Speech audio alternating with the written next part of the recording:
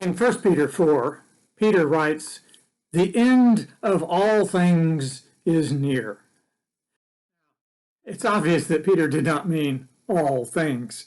Here are a couple of examples. He expects people to live forever with God, and he does not expect God's kingdom to ever come to an end.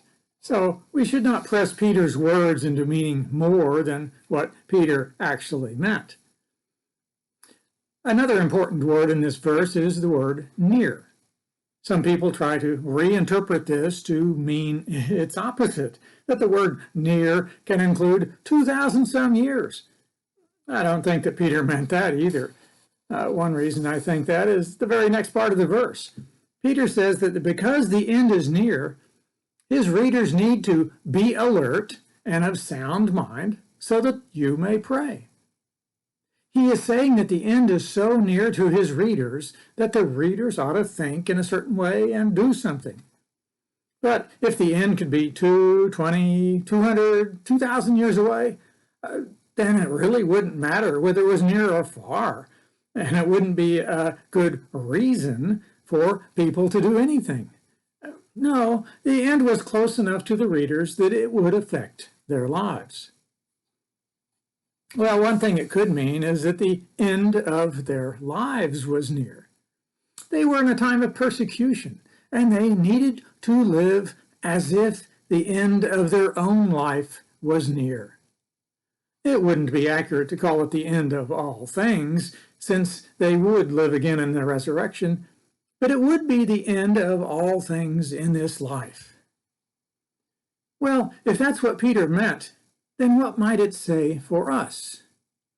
If we are going to live as if our own end is near, what should we do? We should, he says, be alert and of sober mind so that you may pray. In other words, don't panic if you think that death is near. Just keep on with life the way it ought to be.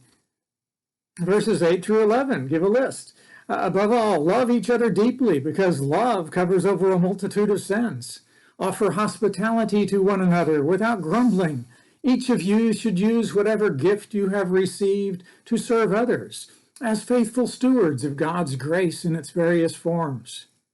If anyone speaks, they should do so as one who speaks the very word. If anyone serves, they should do so with the strength God provides. Since the end of life is near, we ought to be doing good to one another rather than living selfishly.